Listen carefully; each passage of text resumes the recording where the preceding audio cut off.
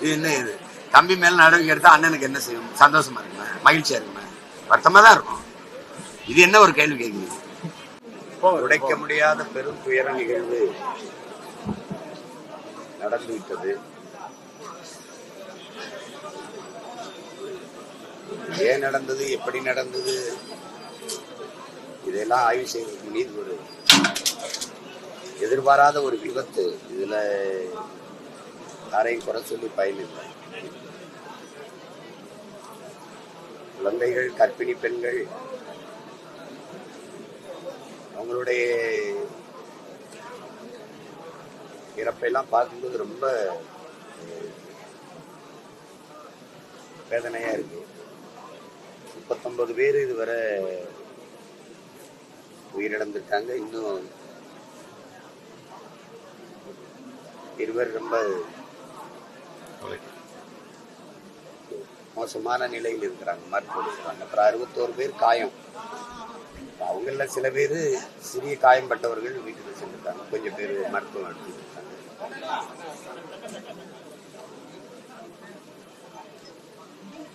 நடந்துச்சு. இனி இதெல்லாம் நம்ம எல்லாருக்கும் ஒரு படிப்பினை. இது போன்ற வெறும் துயரங்கள் நிகழாம நம்ம கவனமா இருக்கணும். என்ன சொல்லி இழந்தவர்களின் குடும்பத்துக்கு ஆறுதல் சொல்வதுன்னு தெரியல. மொத்தமாவே இந்த நிகழ்ச்சி இந்த வேதனையான துயர நிகழ்வு எல்லாரையுமே அப்படியே அதிர்ச்சியில உரைய வச்சிருச்சு. உலகெங்கும் இருக்கிற மக்களை, இதை பார்த்த மக்களை எல்லாரையுமே, யாருக்குமே என்ன சொல்றதுன்னு தெரியல. என்னடா அப்படி ஆயிடுச்சு அப்படிங்கிறது தான். இழந்தவர்கள் இந்த துயரத்திலிருந்து கடந்து வரணும், வேற வழியில. காயம்பட்டவர்கள் விரைவில் குணமாகணும். மருத்துவர்கள் நம்பிக்கையா சொல்றாங்க, நாங்க சரியா கவனிச்சுட்டு இருக்கோம், குணமாயிடுவாங்க. அது ஒரு ஆறுதலா இருக்கு நம்ம சொல்றது.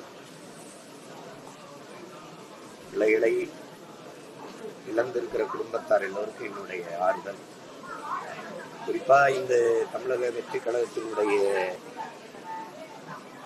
துயரம்தான். இதுல இருந்து நம்ம மீண்டு வரணும். அதுக்கு எல்லாம் நம்ம எல்லாமே தயார் செஞ்சுக்கணும். வருங்காலங்கள்ல இது போன்ற பேரிடர் நிகழாம நம்ம பார்த்துக்கணும். அது நம்ம எல்லாருடைய பொறுப்பு. ஊடகங்களும் நீங்களும் ரொம்ப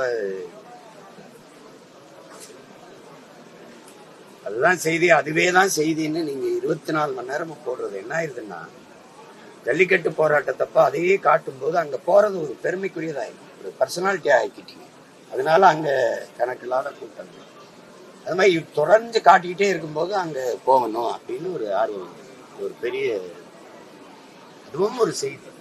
அப்படிதான் நீங்க காட்டணும். நீங்க 24 மணி நேரம் காலையில இருந்து இரவு வரை அதையே காட்டி காட்டி பண்ணும் போது அது அந்த இடத்துக்கு போகணுங்கிற ஒரு ஆர்வம் எல்லாருக்கும். சின்ன சின்ன பிள்ளைகள், 1ஆம் ஆண்டு 3ஆம் ஆண்டு படிக்கிற மாணவர்கள், தங்கைகள், 11 வயசு தம்பி, சின்ன பிள்ளைகள்லாம் போய் காயம்பட்டுதான் நண்பர்களோட பார்க்கணும்னு போறதுதான். அது போய் கூட்டத்துல சிக்கி விழுந்தவங்க நெஞ்சில மிதிச்சுட்டாங்க, எந்திரிக்க முடியல, என்னால தூக்கி விடக்கூடாது இல்லை அப்படி இவங்க சொல்லும் போது நமக்கு ரொம்ப கஷ்டமா இருக்கு.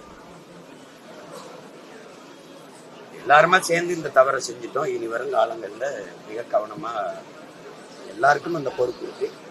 இப்ப அந்த இழப்பை நீ ஈடு செய்ய முடியாது. பணம் கொடுக்கலாம், நிதி கொடுக்கலாம், அது உயிரை திருப்பி பெற்றுத்தராது. அதனால இப்ப நமக்கு வேற என்ன இருக்குது? சொல்லல ஒண்ணு, ஆறுதலா இருங்க, கவலைப்படாதீங்க, அதான் இருக்கு, வேற வார்த்தைகள் இல்லை. நம்ம அதான் பதிவு செய்யணும். உயிரிழந்த நம்ம உறவுகளுக்கு எல்லாருக்கும் என்னுடைய இறுதி வணக்கத்தை, கண்ணீர் வணக்கத்தை நான் சேர்க்கிறேன். காயம்பட்டவர்கள் குணமாகணும் அப்படின்னு நான் வேண்டுறேன்.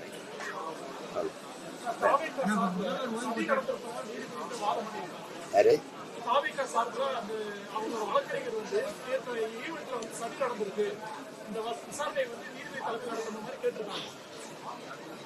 அதுல நம்ம போய் கருத்து சொல்ல முடியாது. அவங்க அது நீதிமன்றம் பார்த்துக்குவாங்க. அவங்க என்ன வாதமோ அதுக்கு தகுந்த மாதிரி அவங்க ஒரு முடிவு எடுத்து சொல்லுவாங்க. இப்ப நம்ம போய் அதுல கருத்து சொல்ல முடியாது. முதல்வர் ஓய்வு பெற்ற நீதிபதி அருணா ஜெகதீசன் தலைமையிலான ஒரு குழு அமைச்சு சொல்றாரு, அது போதுமானதா இருக்குங்களா? அதெல்லாம் இதுல எனக்கு கருத்து வேற மாறுபட்ட கருத்து. இப்போ தூத்துக்குடி துப்பாக்கி சூட்ல இந்த 2 மாசத்துல நான் முதல்வரான பிறகு நடவடிக்கை எடுப்பேன்னு ஐயா சொன்னது. எதிர்கட்சியா ஆளுங்கட்சியானவனு இதே அம்மா தான் அண்ணா ஜெகதீஷ் 3 மணி நேரம் நேர் நின்று சாட்சியம் சொன்னவங்கிற முறையில் நான் தான் இருந்தேன். கட்சியை வழி நடத்துறாங்க, தலைமையேற்று வழி நடத்துறாங்கிற முறையில் நான் மட்டும்தான் 3 மணி நேரம் சாட்சியம் சொல்லி. ஆனா அவங்க அறிக்கையை தாக்கல் பண்ணி எவ்வளவு நாள் ஆயிடுச்சு, என்ன நடவடிக்கை எடுக்கப்பட்டிருக்கு? இந்த துப்பாக்கி சூட்ல சம்பந்தப்பட்ட அதிகாரிகள் எல்லாம் பணி இடமாற்றமும் பணி உயர்வும் பெற்றிருக்காங்க. அதேதான் நடக்கும். ஒரு 6 மாசம் அம்மா விசாரிச்சு ஒரு தாக்கல் செய்வாங்க, காயத்தை மறந்துடுவீங்க, வேற பக்கம் போயிடுவீங்க. இன்னும் 2-3 மாசத்துல தேர்தல் தீவிரம் அடைஞ்சிச்சுன்னா இதை யாரு பேசுவா? இன்னைக்கு செய்தி நாளைக்கு செய்தி, எல்லாரும் குணமாயி போயிட்டாங்கன்னா அடக்கம், இறந்தவர்கள் அடக்கம் பண்ணிட்டா அது அதோட முடிஞ்சு, செய்தியும் அதோட அடக்கமாயி. அப்புறம் இது என்ன இருக்குது, நடவடிக்கை என்ன இருக்குது? இது ஒரு எத்தனை ஒரு நீதிபதி விசாரணை நம்ம எத்தனை பார்த்துருக்கோம். இது என்ன புதுசா? இது ஒண்ணும் இல்லை. இதுல விசாரிக்க என்ன இருக்கு? தெரிஞ்சிருச்சு, வெளிப்படையா நெரிசல்ல சிக்கிட்டாங்க, நம்ம பிள்ளைகள் இறந்துட்டாங்க, அவ்வளவுதான். என்ன விசாரிச்சுங்க? தங்கச்சி ஸ்ரீமதி மரணத்துக்கு விசாரிக்கிறாங்க, இன்னும் தான் விசாரிக்கிறாங்க. அமெரிக்கா, ஆஸ்திரேலியா, ஆப்பிரிக்கா எல்லா நாடுகளும் விசாரிக்கிறாங்க. ஒரு கிராமம், அந்த கிராமத்துல என்ன நடந்திருக்குன்னு விசாரிச்சு சொல்றதுக்கு அறிக்கை தாக்கல் பண்றது இவ்வளவா? அது ஒரு சடங்கு, அந்த சடங்கை அரசு செய்து நம்ம அதை ஏற்கணும். பாதுகாப்பு ஏற்பாடுகள் குறைவு காரணமாக இது நடந்திருக்கு. எதிர்கட்சி தலைவர் அதெல்லாம் நீங்க அப்படிலாம் ஏற்கனவே இப்ப மற்ற இடங்கள்லாம் பாதுகாப்பு பண்றாங்க. இன்னைக்கு அதுல ஒரு தம்பியை நான் கூட ரொம்ப அவரை கட்டி பிடிச்சு வாழ்த்துனேன். பல பேரை தூக்கி கொண்டு போய் இந்த அவசர ஊர்தியில சேர்த்து இது பண்ண ஒரு காவல்துறை இளங்காவலர். அவர் என்ன சொல்லலாம்? இதெல்லாம் அப்படிலாம் சொல்ல முடியாது. இத்தனை ஊர்கள்ல அவர் மிகப்பெரிய கூட்டத்தை கூட்டும் போதெல்லாம் பாதுகாத்தாம வடக்குன்னு அப்படி சொல்லிடக்கூடாது.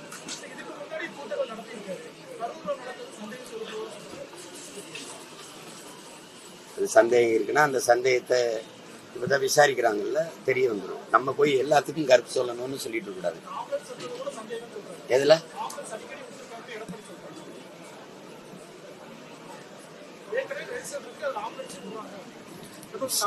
எனக்கு சொன்னது என்னன்னா, ஏற்கனவே ஒரு பகுதியில மயங்கி விழுந்த அந்த கூட்டத்துல வந்த ஒருத்தரை தூக்கிட்டு போன அவசர ஊர்தின்னு தான் எனக்கு சொன்னாங்க. அப்ப அது நம்ம இப்ப எங்க கூட்டங்கள்ல எல்லாம் அவசர ஊர்தி வரும், கோபம் தான் வரும். ஆனாலும் அதை ஒன்றும் பண்ண முடியாது. எங்க பிள்ளைய அழகா விலகி வெளிவிடுவாங்க. நமக்கு இது நடக்கிறது தான். ஆனாலும் அது எல்லாமே சும்மா விடுறாங்கன்னு சொல்ல முடியாது. ஒருவேளை உயிருக்கு ஆபத்தான நிலையில காயம்பட்டவர்கள் இருந்திருந்தா நம்ம ஒன்றும் பண்ண முடியாது.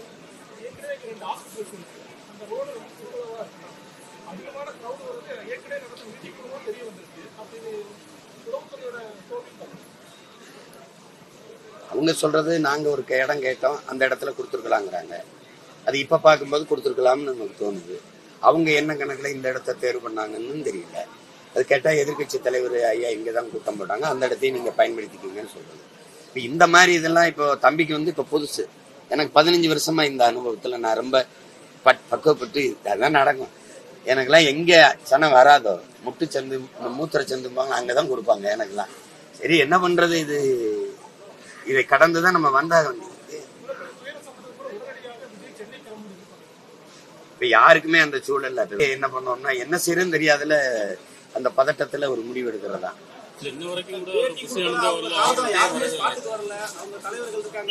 அடுத்த கட்ட 2ஆம் கட்ட தலைவர் இருக்காங்க, அவங்களும் யாரும் இவங்க வந்திருக்கலாமே சார். இது வரைக்கும் நடந்தது எல்லாமே ஒரு திட்டமிட்ட சரி அப்படின்னு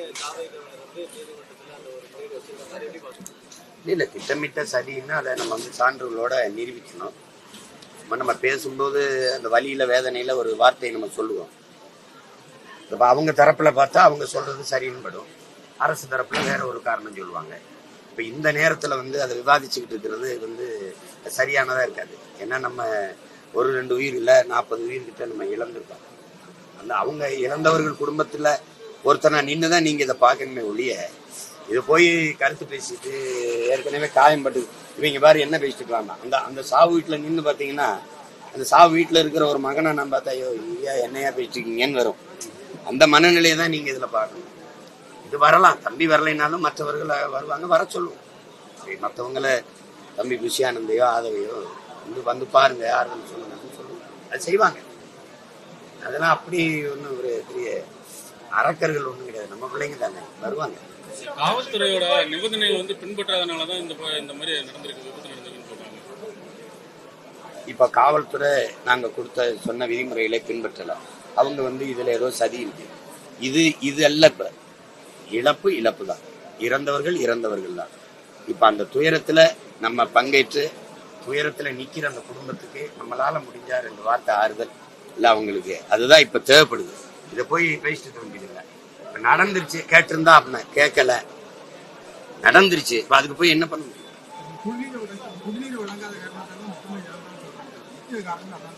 குடிநீரை வந்து அரசு வழங்க முடியாது. குடிநீரை வந்து அரசு அத்தனை பேருக்கு வழங்க முடியாது. அதாவது நம்ம பிள்ளைகள் எடுத்துட்டு வந்துடணும். விளங்குதான் நான் சொல்றது. இப்ப கூட்டத்துல எந்த தண்ணி இருந்தா கூட அங்க நிக்கிறவருக்கு எப்படி போய் கொடுக்க முடியும்? இப்ப நம்ம பிள்ளை இப்படி வரும்போது அவங்களே ஒரு போத்தல்ல ஒரு தண்ணீரை எடுத்துட்டு வந்துடணும். 4 மணி நேரம் 5 மணி நேரம் நிக்கிற மாதிரி இருக்குதுன்னா அப்ப அதுக்கு தயாரா வந்துடணும். அதுக்கு வந்து அவங்கள குறை சொல்லி இவங்களை குறை சொல்லி யாரை குறை சொல்றீங்க? எனக்கு தண்ணி இருக்குது கொடுக்கணும்னு நினைக்கிறேன், இவர் கொடுத்துருவாங்க. அங்க நிக்கிறதுக்கு எப்படி கொடுப்பேன்? எப்படி போய் கொடுக்க முடியும்?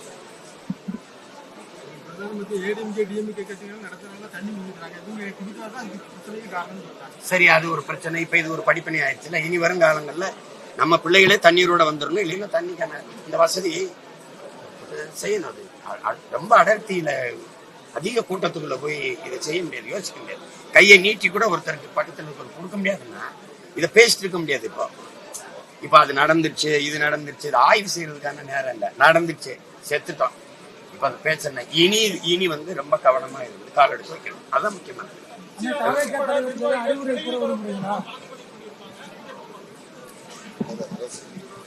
இது வழக்கு, அதை எதிர்கொள்ளுவாங்க. அரசு நெரிசல்ல சிக்கிட்டாங்க. அது மாதிரிதான் பார்க்கணும். இப்ப இது வந்து ஒரு வழக்கு, அதை எதிர்கொள்ளணும்.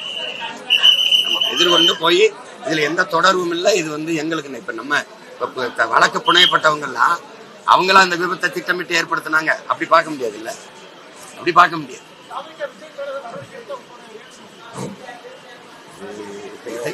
இது என்ன? இது தம்பி மேல நடவடிக்கை எடுத்தா அண்ணனுக்கு என்ன செய்யும்? சந்தோஷமா இருக்குமா? மகிழ்ச்சியா இருக்குமா? வருத்தமா தான் இருக்கும். இது என்ன ஒரு கேள்வி கேட்குது? அவனுக்கு இது புது வழக்கு. எனக்கு வந்து 260 வழக்கு இருக்கு என் மேல. நான் ஏறாத நீதிமன்ற படிக்கட்டுகள் கிடையாது. எனக்கு இது புது சில வழக்கு. அது இல்லைன்னா விடியாது கிழக்குன்னு போவோம், சிறை அதை நிறைன்னு போவோம், தடை அதை உடைன்னு போவோம். எங்களை பயிற்றுவித்த தலைமை அப்படி. உங்க புரியுதுன்னு நினைக்கிறேன். தயவு செய்து என்னை கைது பண்ணுங்கலாம் நான் கெஞ்சிருக்கேன்.